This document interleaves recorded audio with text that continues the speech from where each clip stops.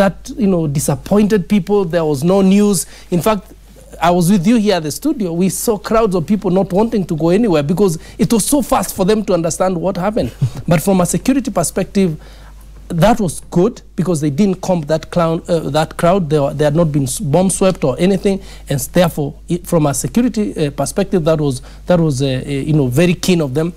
The hurling of the grenade at Kalonzo Musyoka's house has been disputed by the police, so I will withhold my comments on that. Disputed by one side, but the other side has confirmed. I mean, Charles Owino yesterday said that it is true that there was a stun grenade there. Yeah. But we also see in the Star dispute. So what I will just go back to is what I alluded to earlier, that these three men must be protected throughout their entire lifetime.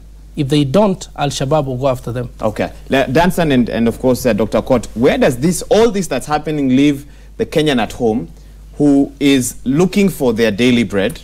On one hand, President Uhuru Kenyatta today is supposed to kick off one of his 4 pillars, that's manufacturing, and at a function at NYS, I believe, in the next 5 or 10 minutes or so.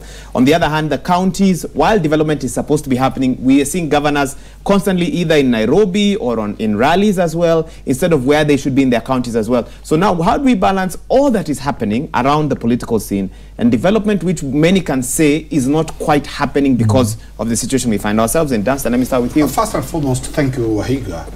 When I look at the security question about the leaders that we have in this country are leaders of citizens.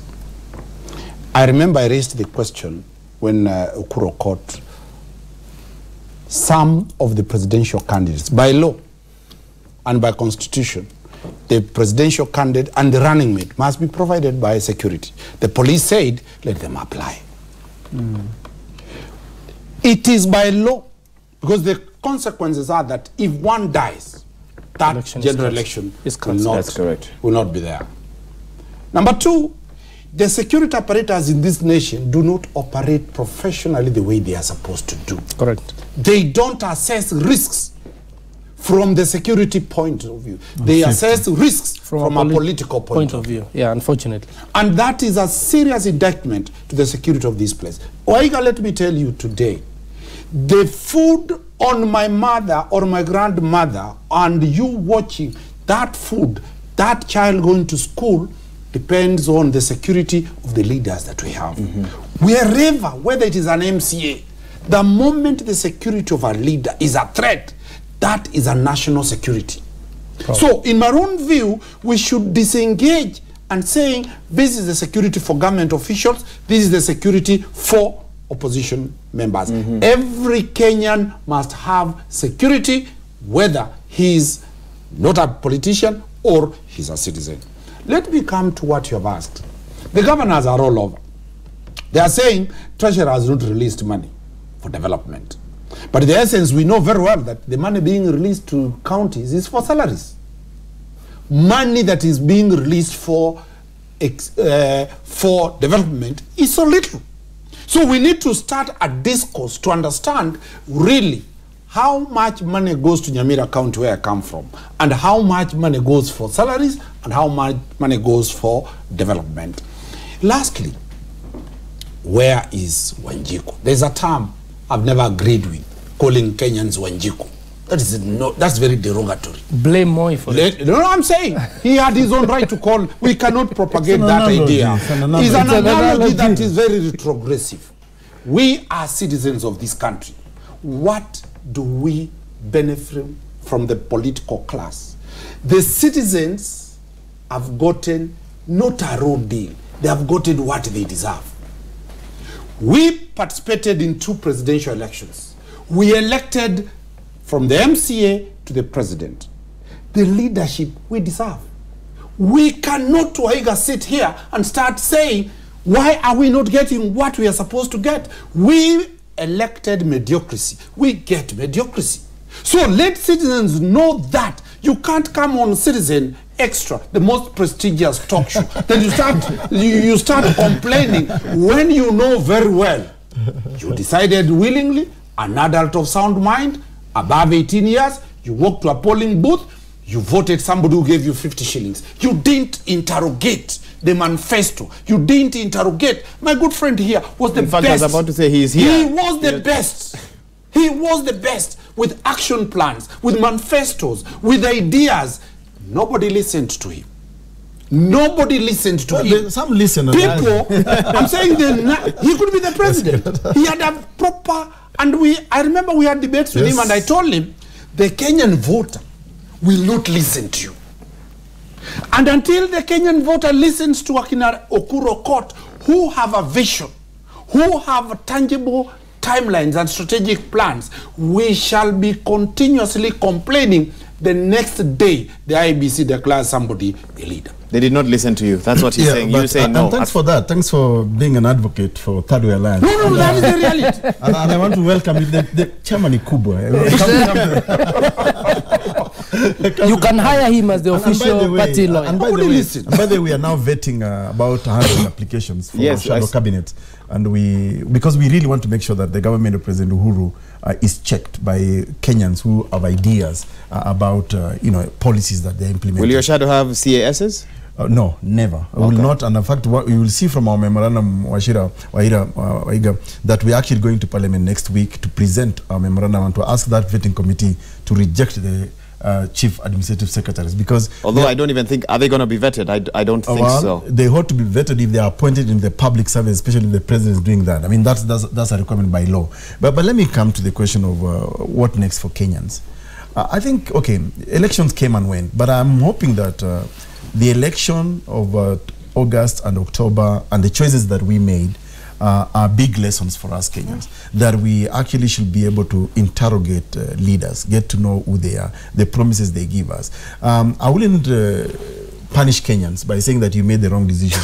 I hope Kenyans have actually learned some lessons from the decisions they made, but we must also now ask tough questions. The time for politicking is over, to be honest with you. The time now to offer alternative views on leadership, on politics, can be done at the country's governors. And I see many of them in this Nairobi. I actually ask myself the question, when do these people ever work in their counties? I see them in political rallies.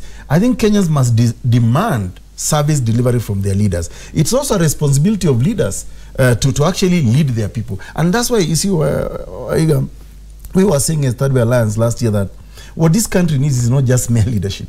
This country needs stewardship. Kenya must be steered to the right direction. And I kept on giving a tired and old example of us, Kenya, being compared with the tiger economies of Singapore, Malaysia, South Korea back in the 1960s. And that Kenya was even better or at par with those. I mean, look at a country like Thailand, who was actually reclaimed from a swamp called Siam. But look now, Thailand, a city, for example, Bangkok, a city of 12 million people, 6 million cars. I mean, transport is not a problem. They elevate a highway right in the middle of Bangkok. And I mean, so this is the kind of thinking. This is stewardship. Singapore, people used to say Lee Kuan Yew was a dictator. But, so much so that today, the economy of Singapore or South Korea is almost 50 times that of Kenya. Is Jubilee on the path to stewardship? Well, to be honest with you, I don't think so. Already you can see the mistakes. Takes five months to give us a cabinet.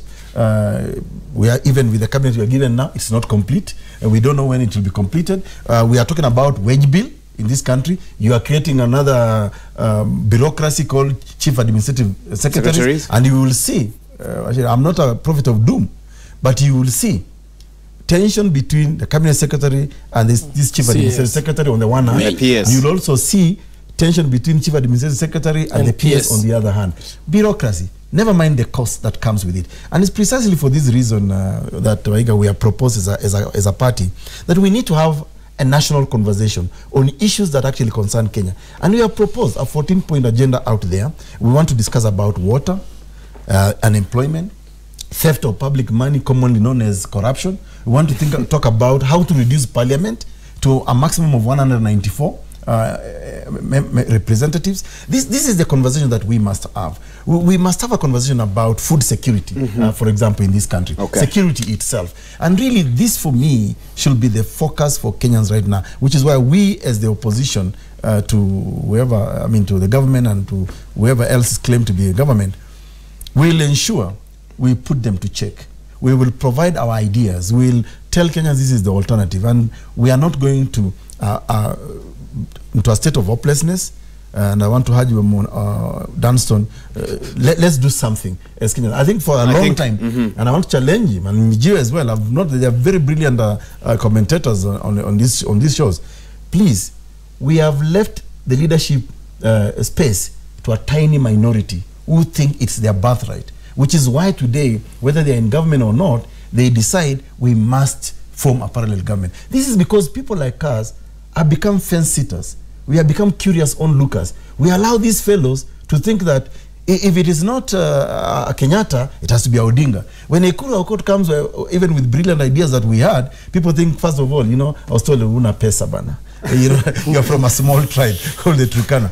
It's about ideas, and I think for me this is the conversation we must have. Okay, I will have to stop us there. Dr. Ekuru Aukot, party leader, Third Way Alliance, Dunstan Omari, an advocate of the High Court, and of course Mwenda Mbijiwe, a security expert. Very interesting conversation, I must say. We've gone beyond the time slot that we were allocated. I'll release you at this time. I know you had matters of national importance to get to, and I'll release you to be able to handle that. You're watching Citizen Extra. We'll be right back.